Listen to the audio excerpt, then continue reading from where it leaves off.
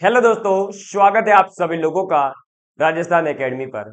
मैं प्रवीण सिंह आप सभी लोगों के साथ में। जैसा कि आप सभी लोग जानते हैं, लगातार आप लोगों के लिए लैब असिस्टेंट यानी प्रयोगशाला सहायक की जो भर्ती प्रतियोगी परीक्षा आने वाली है, उसके लिए लगातार फिजिक्स की क्लासेस लेकर के आ रहा हूं, यानी भौतिक विज्ञान की क्लासेस लेकर के आ रहा हूं। और सिलेबस के अकॉर्डिंग अपन ने 12th क्लास का जो पोर्शन है उसको पहले शुरू किया है। और 12th क्लास का पहला जो अपना टॉपिक दे रखा है वो दे रखा है इलेक्ट्रोस्टैटिक्स यानी स्थिर वैद्युतिकी। इसके बारे में अपन बात कर रहे थे। आप सभी लोगों ने, मुझे उम्मीद है कि पहले के दोनों लेक्चर आप लोगों ने देख लिए होंगे और उन दोनों लेक्चर को देख करके नोट्स भी बना लिए होंगे और कूलम नियम को आपने समझ लिया होगा। आवेश यानी कि चार्ज क्या होता है इसको भी समझ लिया होगा। आज जैसा कि आप लोगों ने थंबनेल के अंदर देखा होगा कि क्वेश्चन प्रैक्टिस, तो आज का जो ये लेक्चर रहेगा ये आपका बेसिकली प्रैक्टिस पर बेस्ड रहेगा। इसके अंदर अपन कूलम नियम से संबंधित और माध्यम जब अलग अलग किया जाता है तो आपका क्या प्रभाव पड़ता है, किस प्रकार से दूरी बढ़ाने पर या दूरी घटाने पर, आवेशों का गुणनफल बढ़ाने पर या आवेशों की मात्रा घटाने पर किस प्रकार से जो है कूलम बल यानी स्थिर वैद्युतिकी बल के ऊपर प्रभाव पड़ता है और उस प्रभाव से संबंधित किस किस प्रकार के क्वेश्चंस आपसे पूछे जाते हैं। आप सभी लोगों से मैं रिक्वेस्ट करूंगा कि सभी लोग अपनी कॉपी के अंदर पहले पार्ट के नोट्स बनाएं, फिर दूसरे पार्ट के नोट्स बनाएं और आज का थर्ड लेक्चर जो है क्वेश्चन प्रैक्टिस का, इसके भी नोट्स जरूर बनाएं। अपनी ये क्लासेस रेगुलर हो रही है, अल्टरनेटिव डेज पर होती है। 3 दिन लैब असिस्टेंट के लिए फिजिक्स की क्लासेस चलती है, 3 दिन एलडीसी के लिए साइंस की क्लासेस चलती है और अभी बहुत जल्द आप लोगों के लिए सेकंड ग्रेड मैथ्स की क्लासेस भी शुरू की जा रही है और रीट साइंस की क्लासेस भी शुरू की जा रही है, जिससे कि आप लोगों को अगर बेसिक बिल्कुल साइंस समझनी हो, सिर्फ और सिर्फ अपने इंटरेस्ट के लिए, सामा जो विज्ञान के अंदर एक समझ विकसित करने के लिए, तो आप उन क्लासेस को भी अटेंड कर सकते हैं। वहां से आपको कहीं ना कहीं कुछ ना कुछ नया साइंस के अंदर सीखने को मिलेगा और वहां पर भी ऐसी चीजें भी पढ़ाई जा रही है जहां से कई बार लैब असिस्टेंट में भी क्वेश्चन पूछे गए हैं। यानी ये सभी टॉपिक्स को बहुत ही आसान और बहुत ही बेसिक तरीके से भी पढ़ाया जा रहा है, तो आप अगर वहां पढ़ना चाहें तो वहां भी आप पढ़ सकते हैं। चलिए आज के लेक्चर को शुरू करूंगा और सबसे पहले मैं जो है थोड़ा सा कूलम नियम बता देता हूं कि कूलम नियम के अनुसार जो बल का फॉर्मूला है वो क्या आया था कल अपने पास में। मैं पीछे से एक बार पूरा रिवाइज करवा देता हूं। ये जैसा कि मैंने बोला था कि ये जिसको पोर्शन याद हो जाएगा, ये 3 पॉइंट, कूलम बल क्या कहता है या कूलम नियम के अनुसार कूलम बल का फॉर्मूला क्या आया था, तो F बराबर के Q1 Q2 upon are square, जहां पर Q1 और Q2 आवेश है, R जो है इन दोनों आवेशों के मध्य की दूरी है। जब यह माध्यम वायु या निर्वात में होंगे तब अपने K की वैल्यू 9 इंटू 10 की घात 9 न्यूटन मीटर स्क्वायर पर कूलम स्क्वायर ले सकते हैं। लेकिन जब बात की जाती है किसी अन्य माध्यम की, तो अन्य माध्यम में क्या हो जाएगा, तो आपका के Q1 Q2 upon are square ही रहेगा। लेकिन उस माध्यम का जो परावैद्युतांक होगा, डाई इलेक्ट्रिक कांस्टेंट जो होगा, उसका आपको डिवाइड करना जरूरी है, यानी 1/एप्सिलॉन r से गुणा करना पड़ेगा। कब? जब अन्य माध्यम कोई होगा तब, ठीक है। और जो परावैद्युतांक होता है वो होता क्या है, तो आपके मीडियम की परमिटिविटी और निर्वात या वायु की परमिटिविटी का जो अनुपात आता है उसे हम कहते हैं परावैद्युतांक, डाई इलेक्ट्रिक कांस्टेंट, ठीक है। ये चीजें आपके समझ में आ गई होगी, ये याद हो चुकी होगी। अब मैं करवा रहा हूं आपको क्वेश्चन। चलिए चलिए सबसे पहला क्वेश्चन आप सभी लोग लिखेंगे और एकदम वही लैंग्वेज यूज करूंगा जो आपके एग्जाम में आपको देखने को मिलेगी। क्वेश्चन फर्स्ट, इस लेक्चर का ये पहला क्वेश्चन है कि दो आवेशों, मैं पहले से ही पीपीटी वगैरह तैयार करके नहीं लेकर के आऊंगा, क्योंकि अगर मैं पहले से ही कंटेंट पूरा लिख कर लेकर आऊं तो पढ़ाने में थोड़ा मजा नहीं आएगा। यहां पर आपको ऑफलाइन वाली फील आएगी जब मैं आपके सामने ही कंटेंट को लिखूंगा। तो दो आवेशों के मध्य, आप भी साथ के साथ लिखते चलें, दो आवेशों के मध्य बल 2F है, ठीक है। यदि यदि उनके मध्य की दूरी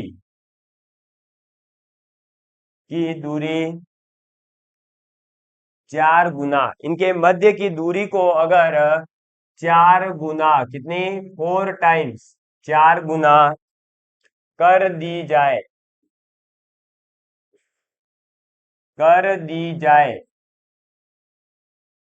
तब इन आवेशों के मध्य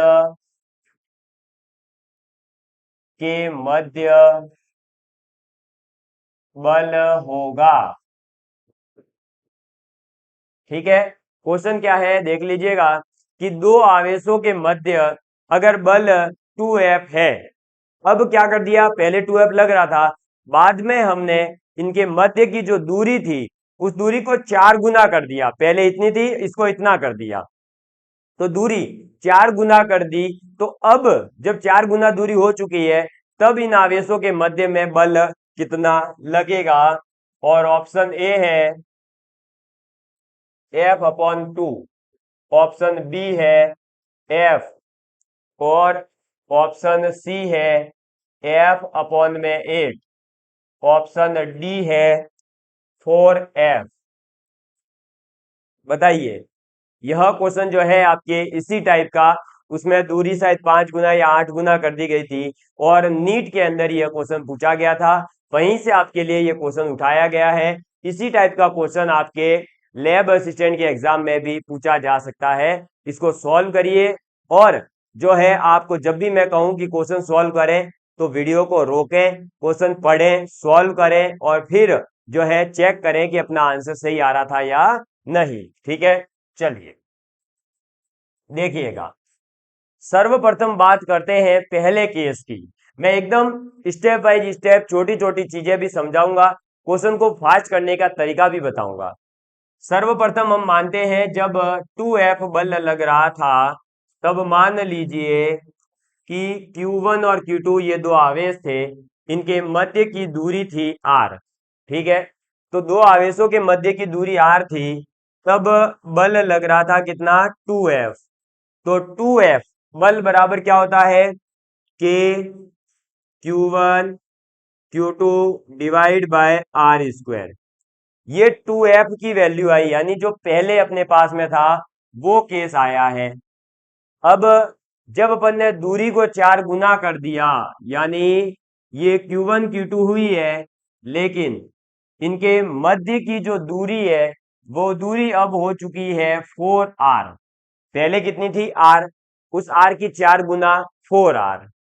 अब जो नया बल आएगा वो अपने को ज्ञात करना है, तो F न्यू, नया बल, और वो क्या होगा, वो होगा कि Q1 Q2, भाई आवेश तो वो के वही है, माध्यम वो का वही है, तो K Q1 Q2 तो आएगा ही आएगा, डिवाइड बाय, अब R की जगह क्या रखूंगा मैं, जो दूरी नई आई है वो, और नई वाली दूरी क्या है, 4R, तो 4R का स्क्वायर कर देंगे। जैसे ही 4R का स्क्वायर किया जाएगा तो ये बन जाएगा K Q1 Q2 divide bye 4R का स्क्वायर, यानी 4 का स्क्वायर 16, और R का स्क्वायर R²। ये है अपने पास में F न्यू, ठीक है। तो F न्यू की वैल्यू आई है K Q1 Q2 upon R², और इंटू में है 16, और यहां पर देखिए 2F की वैल्यू है K1 Q2 अपॉन R²। तो क्या मैं K Q1 Q2 upon R² की वैल्यू जो 2F है वो इसके अंदर रख सकता हूं, ये तीसरा भाग देखिएगा, F न्यू बराबर क्या हो जाएगा, तो K Q1 Q2 upon R² जो है ये मैं ऐसे भी तो लिख सकता हूं, 1/16 into K Q1 Q2 divide by R square, ये लिख सकते हैं, कोई दिक्कत नहीं है किसी को। अब 1/16 1/16 ही रहेगा। के Q1 Q2 upon are square जो है उसका मान अपने को पहले दे रखा है 2f। कितना दे रखा है? 2f। तो मैं यहां पर पुट कर दूंगा अब 2f। जैसे ही ये 2f पुट किया जाएगा तो अब ये 2 से कटेगा 8 बार। कितनी बार कटेगा? 8 बार कटेगा। तो ये आ जाएगा f अपॉन में 8। और ये क्या है अपना? एफ न्यू है। ये क्या है अपना? एफ न्यू है। यानी जो पहले बल था उस बल का 8वां भाग ही अब लग पाएगा। कौन सा भाग? केवल और केवल 8वां भाग। यानी F8 जो ऑप्शन है वो आपका राइट आंसर हो जाएगा। तो सी ऑप्शन एकदम परफेक्ट सही उत्तर है। अगर किसी विद्यार्थी का आया है, बहुत बढ़िया बात है। आप इस टॉपिक की जो कूलम बल के नियम की एक कहते हैं ना बेसिक जानकारी है वो आपको प्राप्त हो चुकी है और आप इस क्वेश्चन को कर पा रहे हैं। चलिए, बहुत बढ़िया बात है। और जिसका नहीं आया है डरना नहीं है, इसी टाइप का और भी क्वेश्चन करवाया जाएगा, है ना। चलिए, तो आप सभी ने ये सीख लिया। इसको देखिए, इतने तरीके से एग्जाम में इतना धीरे धीरे नहीं करना है। एग्जाम में आप क्या करोगे? एग्जाम में सीधे सीधे से बात करोगे। आप किसकी? इस फॉर्मूले को लिख दोगे 2f बराबर के Q1 Q2 और फिर सीधा f न्यू में आपको दिख जाएगा कि 4 गुना किया गया है। तो आप सीधा सीधा 4 का स्क्वायर 16 कर देना और फिर जो पुराना वाला बल है उसका गुणा उससे कर दीजिएगा। ठीक है। क्या बोला है सर? मैंने ये बोला है, वापस सुनिएगा, कि यहां पर अपन ने क्या करा, एफ न्यू में जो पहले वाला बल था उसका गुणा करा है 1/, जो भी दूरी है उसके स्क्वायर से। ठीक है। तो देखिएगा, मैं यहां पर लिख रहा हूं इसकी ट्रिक बना करके जो आपको याद रखनी है। ठीक है। ट्रिक बना करके जो लिख रहा हूं ना वो याद रखना है। देखिएगा, एफ न्यू नया वाला बल, ये केवल और केवल तब लगेगा जब केवल दूरी पर प्रभाव पड़ रहा हो। तो 1 अपॉन दूरी का जितना भी गुना बोला हो, n गुना बोला है तो n स्क्वायर करेंगे और गुणा एफ ओल्ड। ये बहुत काम आएगा। अब इससे अपन केवल और केवल एक लाइन के अंदर ही क्वेश्चन सॉल्व कर पाएंगे। समझ में आई बात? जैसे देखो, लास्ट वाला ही क्वेश्चन करते हैं। नया वाला बल निकालना था, ठीक है। 1 अपॉन कितने गुना बोला था दूरी का? 4 गुना, तो एन की वैल्यू 4 हो गई। 4 का स्क्वायर 16 गुना एफ ओल्ड, पहले वाला बल कितना दे रखा था? 2f। कट गया, आ गया ना F/8। तो एक लाइन में भी आप आंसर निकाल सकते थे। अगर मैं डायरेक्ट ये फॉर्मूला याद करवाता तो आपको ये चीजें समझ में नहीं आती। इसलिए आपको पहले कॉन्सेप्ट से बता दिया है। अब ये ट्रिक याद रखना, ठीक है। ये ट्रिक बहुत काम की है, इस पर बेस्ड क्वेश्चन आया हुआ है, आप करिएगा, एग्जाम में हर क्वेश्चन सॉल्व हो जाएगा। लेकिन ये लगानी कब है? जब केवल और केवल दूरी में परिवर्तन हो। ठीक है। दूरी में परिवर्तन। क्लियर? एक सेकंड। कब लगानी है? जब केवल और केवल दूरी के अंदर परिवर्तन होता है। जैसे बोल दे, अगर सपोज करिए कि भाई दूरी जो है 4 गुना की जगह बोल दे 6 गुना हो गई थी, तो 6 गुना में आपको क्या करना है? अब सीधा सीधा 2f इंटू 1/6 का स्क्वायर 36, यानी f/18 अपना आंसर हो जाएगा। समझ में आ गई बात?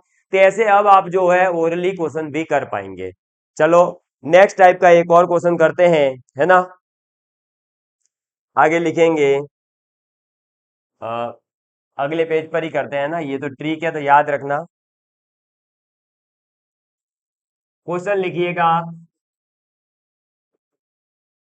दूसरा क्वेश्चन है, दो एक समान दो एक समान तथा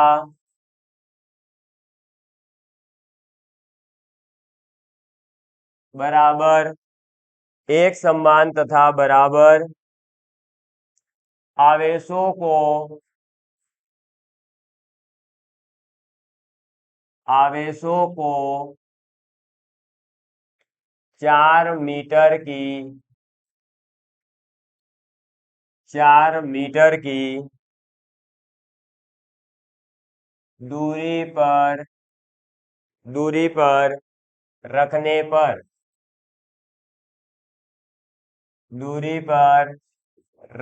पर उनके मध्य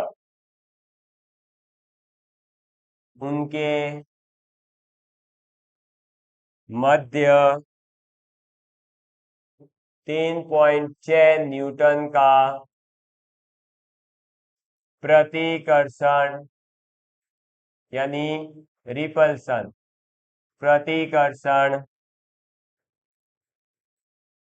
बल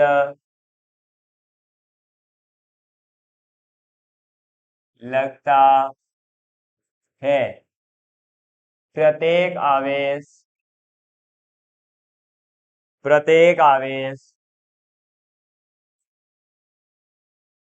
का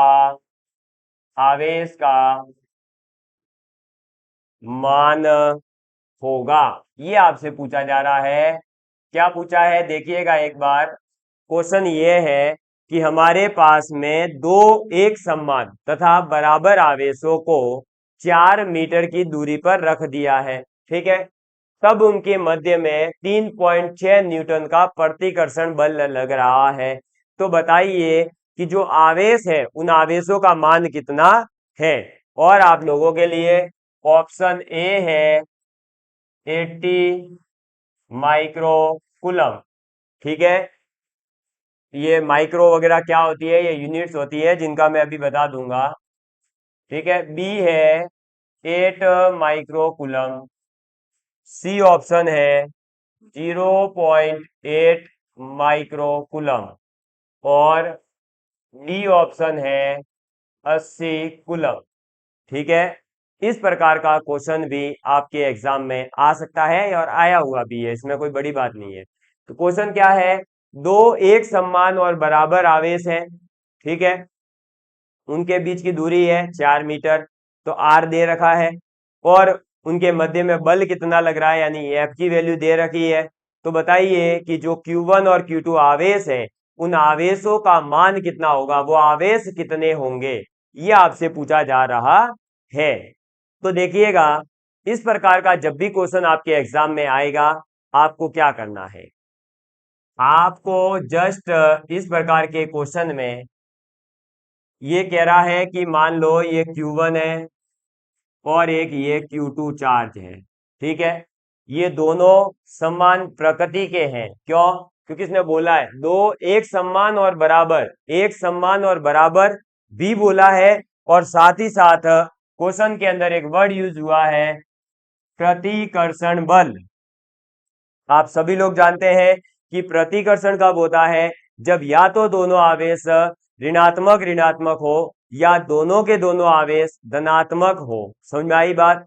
तो ये दोनों आवेश हम धनात्मक मान रहे हैं, अगर ऋणात्मक मानेंगे कोई फर्क नहीं पड़ेगा, उत्तर वही आएगा, केवल यहाँ माइनस माइनस लगाना पड़ेगा। तो मैं नहीं लगा रहा हूं, इसलिए आप यही माने कि धनात्मक धनात्मक है। इनके बीच की दूरी कितनी है, 4 मीटर, ठीक है। और इनके मध्य में बल कितना लग रहा है, तो बल लग रहा है 3.6 न्यूटन। क्लियर, ठीक है। के का मान हम सभी को पता है, मैंने याद करवा दिया है, 9 इंटू 10 की घात 9 न्यूटन मीटर स्क्वायर पर कूलम स्क्वायर। यूनिट के साथ याद रखें, बहुत काम आएगा। कई बार ऑप्शन केवल और केवल इस यूनिट से आपके गलत हो जाएगा और आपको जो है पूरा क्वेश्चन सॉल्व करना भी नहीं पड़ेगा, आसानी से क्वेश्चन सॉल्व हो जाएगा। अब देखिए बल है हमारे पास में और बल का फॉर्मूला क्या है, बल का फॉर्मूला है के Q1 Q2 बट्टे आर स्क्वायर। देखिए यहां पर एक छोटी सी मैं बात बताना चाहूंगा, हालांकि इससे पहले भी मैंने एक पर्टिकुलर वीडियो अपलोड किया हुआ है कि फिजिक्स के अंदर न्यूमेरिकल सॉल्व करने की जो स्किल है वो कैसे डेवलप की जाती है। आपने देखा होगा मैंने दोनों ही क्वेश्चनों के अंदर सर्वप्रथम वो चीज लिखी जो चीज मुझे दे रखी थी। यहां पर भी मैंने देखो क्या करा, क्वेश्चन पढ़ा, क्वेश्चन पढ़ने के बाद मैंने अपने दिमाग में ये लाया कि दो आवेश लेने हैं, तो मैंने दोनों आवेश ले लिए Q1 और Q2। इनके मध्य की दूरी 4 मीटर रखनी है, मैंने लिख लिया कि 4 मीटर दूरी है। और ये दोनों धनात्मक है या ऋणात्मक है मैं डिसाइड कर सकता था, मैंने धनात्मक डिसाइड किए, तो ठीक है, कोई फर्क नहीं पड़ रहा उससे, साइन से वैसे। फिर इनके मध्य में बल कितना लग रहा है वो भी लिख लिया, और इनके मध्य में बल लगते समय जो के मेरे एक कांस्टेंट काम आने वाला है, उस कांस्टेंट का मान भी मुझे याद था, तो मैंने वो भी लिख दिया कि 9 इंटू 10⁻9 न्यूटन मीटर स्क्वायर पर कूलम स्क्वायर। ये वो जानकारी है जो मुझे दी गई थी। फिर मैंने ये देखा कि एग्जाम में क्वेश्चन में क्या पूछा है, तो आपके क्वेश्चन में पूछा है कि प्रत्येक आवेश का मान ज्ञात करिए, यानी आपको क्यू निकालना है। अब क्यू निकालना है, बल आपके पास है, के आपके पास है, दूरी आपके पास है, तो आप क्या करें, इन सभी राशियों के मध्य में कोई न कोई एक फिजिक्स के अंदर फॉर्मूला सूत्र तो होगा ही, और वह सूत्र मुझे याद था कि कूलम का नियम है, और कूलम का नियम कहता है कि F बराबर होता है K Q1 Q2/r²। बताइए, मेरे पास F है, यस सर, दे रखा है 3.6 न्यूटन, तो दिक्कत ही नहीं। R की वैल्यू 4 मीटर दे रखी है। Q1 और Q2 आवेश है, जो मुझे पहले ही बोल दिया है कि दोनों एक समान और बराबर है, लेकिन मान कुछ नहीं दिया, यानी मैं Q1 और Q2 को यहां पर क्या करूंगा, बराबर करूंगा। Q1 और Q2 को क्या करूंगा, मैं बराबर कर दूंगा, ठीक है। और इन दोनों को बराबर कर रहा हूं मैं Q के, ठीक। तो Q के बारे में दे रखा था, और K की वैल्यू मुझे पता थी, तो सब कुछ दे रखा है, केवल और केवल Q की वैल्यू मुझे फाइंड आउट करनी है, तो वैल्यू पुट कर देंगे यहाँ। बस अब देखो सॉल्व हो गया न्यूमेरिकल लो। F की वैल्यू 3.6, K का मान 9 इंटू 10⁻9। यहाँ पर यूनिट रखने की जरूरत नहीं है, अब डायरेक्ट अभी यहाँ सॉल्व करें, बाद में यूनिट की बात करेंगे। फिर Q1 और Q2 दोनों बराबर है, और दोनों बराबर है तो मैंने मान लिया कि ये दोनों बराबर है किसी एक Q चार्ज के, ताकि यहाँ पर क्या हो जाए, डायरेक्ट मैं लिख सकूं Q², ठीक है, Q into Q divide by R का स्क्वायर, यानी दूरी का स्क्वायर, दूरी है 4, 4 का स्क्वायर होता है 16। अब देखिए क्या करना है, सिंपली सॉल्व करना है। ये पॉइंट हटेगा, नीचे आ जाएगा 10, ठीक है, और 9 से ये कट जाएगा 4 बार, ठीक है। और अब क्या करो, सीधा सीधा जो जो आ रहा है उसको लिख लो, क्योंकि देखिएगा 16 इंटू 4 क्रॉस मल्टीप्लाई होगा, 16 चौक 64, और गुणा ये जो है इधर वाला ये इधर ही आ जाएगा, तो 10⁻9 और ये एक 10 है, तो ये हो जाएगा 10⁻−10 बराबर आ जाएगा Q², बराबर क्या आ जाएगा, Q²। एक बार मैं चेक कर लेता हूं सही से आवाज वगैरह आ रही है, इसको आप नोट डाउन करिए। हाँ ठीक है, कोई दिक्कत नहीं है ना, चलो ठीक है, एक सेकेंड है ना। हाँ हो रहा है, ठीक ठीक, चलो ठीक है। देखिए, तो अब अपने पास में जो है Q² बराबर आ गया 64 × 10⁻−10। मुझे पता है कई विद्यार्थियों को ये बात समझ में नहीं आई होगी कि ये क्रॉस गुणा कैसे किया है, तो आज पहली प्रैक्टिस है, इसलिए मैं पूरा स्पष्ट एक एक चीज लिख रहा हूं, अगली क्लासों में नहीं लिखूंगा। देखो क्रॉस मल्टीप्लाई करेंगे, 16 इंटू 4 ये हो गया 64, डिवाइड ये 10 था, ये 10⁻9 इसके डिवाइड बाई क्रॉस में आएगा, तो 10 × 10⁻9 बराबर हो जाएगा Q², ठीक है। चलिए अब क्या करेंगे, तो जैसे ही Q² बराबर 64/10⁻1 इंटू 10⁻9 आया, तो आप सभी लोग गणित में ये तो पढ़ ही चुके होंगे कि जब आधार समान होता है तो घातें जुड़ जाती है, तो ये है 10 इंटू 10⁻9, यानी 10⁻1 इंटू 10⁻9, तो आधार समान है 10 10, तो घातें 1 और 9 जुड़ जाएगी यानी 10 हो जाएगी, तो Q² बराबर हो जाएगा 64/10⁻10, ठीक है। अब आप लोग सभी जानते होंगे स्क्वायर को हटाने का तरीका क्या है, इसके ऊपर अंडर रूट लगा देंगे, तो 64/10⁻10। मुझे इतनी तो जो है उम्मीद है कि आप सभी लोगों को स्क्वायर्स कम से कम 10 तक तो याद होंगे ही। 8 का स्क्वायर जो है वो 64 होता है, और 64 जब बाहर आएगा स्क्वायर रूट से तो 8 के रूप में आएगा। डिवाइड बाय 10 की घात 10 है, और 10 की घात 10 जब स्क्वायर रूट से बाहर आएगा तो 10 की घात 5 के रूप में बाहर आएगा। ठीक है, तो ये Q बराबर हो गया 8 गुणा, अब देखो ये 10 की घात 5 जो नीचे है ये ऊपर आएगा, तो 5 जो है वो माइनस साइन लग जाएगा। अगर ये छोटी छोटी बातें भी नहीं पता है तो आप YouTube पर मेरी अलग अलग मैथ्स की क्लासेस अवेलेबल है, उनको देखिए, वहां पर ये घातांक नियमों में सिखाया जाता है। 10 की घात 5 ऊपर आएगा तो ये 10 की घात -5 बन जाएगा। ठीक, तो इसका मतलब आपका Q का जो वैल्यू है वो 8 इंटू 10 की घात -5 कुलम आ चुका है। ठीक है, लेकिन हमारे पास ऑप्शन में हर जगह एक म्यू बना हुआ है, म्यू यानी कि यू बना हुआ है ना। तो यहाँ पर एक छोटी सी चीज मैं बताना चाहूंगा पहले आगे, कि आपका जो एक म्यू होता है ना, ये एक यू जो लिखा हुआ है, एक माइक्रोकुलम, ये बराबर होता है 10 की घात -6 कुलम के। ठीक है, एक माइक्रोकुलम बराबर होता है 10 की घात -6 कुलम। ये याद रखना, ये यूनिट होती है, इसमें आप कुछ नहीं कर सकते। ये जो यू जैसा बना हुआ है इसे अपन माइक्रो पढ़ते हैं। क्या पढ़ते हैं? माइक्रो। क्लियर? ठीक है, तो एक माइक्रो बराबर 10 की घात -6 होता है। यहां पर है 8 इंटू 10 की घात -5। तो मेरा काम है कि मैं अब इसको माइक्रो में ऑप्शन होने की वजह से 10 की घात -6 बनाऊं। तो 10 की घात -6 कब बनेगा? जब इसका गुणा हो जाए 10 की घात -1 से, क्योंकि 10 इंटू 10 है ना, 10 इंटू 10 करोगे तो भाई देखो 10 की घात -5 और 10 की घात -1 है, तो आपको बता दिया कि आधार समान है तो 10 10 तो घातें जुड़ जाएगी, तो -5 और -1 -6 होता है, और वही अपने को चाहिए है। तो 10 की घात -1 का अगर गुणा करोगे तो 10 की घात -1 का डिवाइड भी करना पड़ेगा।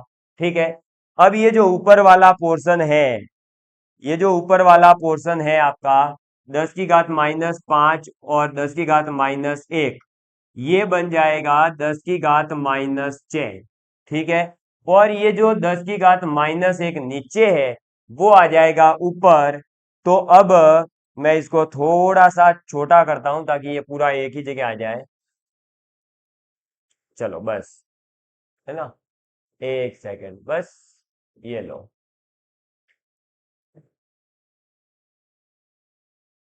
तो अब देखिए ये बन गया आपका क्या, तो 10 की घात -1 ऊपर आएगा और 8 से गुणा होगा तो ये बनेगा 80, और गुणा में है 10 की घात -6 माइक्रो कूलम। ठीक है, अब 10 की घात -6 को मैं क्या लिख सकता हूं? 1 माइक्रो, यानी ये हो जाएगा अब 80 माइक्रो कूलम।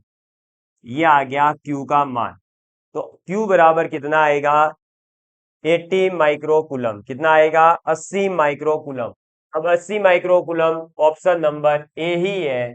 बस आपका आंसर आ चुका है। इस प्रकार के क्वेश्चन आते हैं। ये जो यूनिट कन्वर्जन है इनसे डरे नहीं, जैसे जैसे आप क्वेश्चन करेंगे आपको अलग अलग यूनिटों का कन्वर्जन आपको समझ में आता जाएगा, और उनको याद करते चलना है और फिर क्वेश्चन के अंदर अप्लाई करना है।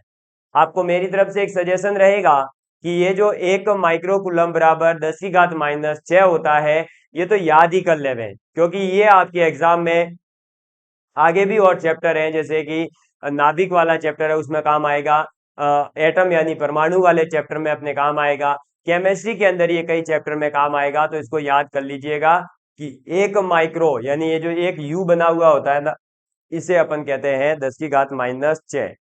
जल्दी नोट डाउन कर लीजिए, फटाफट नोट डाउन कर लीजिए, फिर आगे बढ़ते हैं।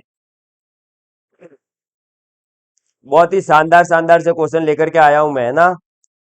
चलो, और क्वेश्चन आप लोगों के लिए, है ना, एक और क्वेश्चन रखता हूं आपके सामने। आप खुद जो है फिर इस क्वेश्चन को घर से कर कर लेकर आइएगा। आपके लिए मैं क्वेश्चन लिख रहा हूं, ठीक, आगे देखिएगा। एक सेकंड, है ना। हाँ ठीक है, ये तो आपने माइक्रो कूलम की वैल्यू क्या है वो लिख ही लिया है ना, 10⁻⁻6 है, तो ये आपने लिख लिया है। अब इसको पेज खराब करने की जरूरत। चलो, अब आप क्वेश्चन लिखेंगे। ये एक सेकंड है ना, काफी अच्छा क्वेश्चन है। याद तो इतना ज्यादा थोड़ी रहेगा, फिर आंकड़े वगैरह याद रखने पड़ते हैं ना। निर्वात में रखे, ये आपके लिए क्वेश्चन है, करिएगा। निर्वात में रखे, निर्वात में रखे दो बिंदु आवेशों, दो बिंदु आवेशों, दो बिंदु आवेशों के मध्य, के मध्य बल 18 न्यूटन है। कितना बल है? 18 न्यूटन है। यदि यदि 1 mm यानी 1 मिलीमीटर मोटाई तथा मोटाई तथा 6 परावैद्युतांक, 6 परावैद्युतांक यानी 6 डाई इलेक्ट्रिक कांस्टेंट है, परावैद्युतांक की एक कांच, कांच यानी कि ग्लास, ठीक है, कांच की पट्टिका, क्या है? कांच की पट्टिका इन आवेशों के मध्य, इन आवेशों के मध्य रख दी जाए, मध्य रख दी जाए, ठीक है, मध्य रख दी जाए। तब बल का मान ज्ञात करो, बल का मान ज्ञात करो। समझ में आ गया क्वेश्चन क्या है? निर्वात के अंदर रखे हुए दो बिंदु आवेशों के मध्य में बल लग रहा है 18 न्यूटन। अब यदि हमने क्या करा, उनके मध्य में 1 mm यानी 1 मिलीमीटर की मोटाई और 6 परावैद्युतांक वाली एक कांच की पट्टी को जो है इनके मध्य में रख दिया है, यानी माध्यम क्या हो गया है? चेंज हो गया है। तो अब आपको बताना है कि इनके मध्य में जो बल है वो कितना लगेगा। ऑप्शन ए है आप लोगों के लिए 3 न्यूटन, ऑप्शन बी है आप लोगों के लिए 18 न्यूटन, ऑप्शन सी है आप लोगों के लिए 3 न्यूटन, सॉरी 3 तो आ चुका है ना, 3, 18 और ये 6 न्यूटन, और ऑप्शन डी है आप लोगों के लिए 24 न्यूटन। क्लियर? तो ये है आपके पास में ऑप्शन चारों, और ये क्वेश्चन जो है आप सभी लोगों को खुद ट्राई करना है, बिना देखे कोशिश करना।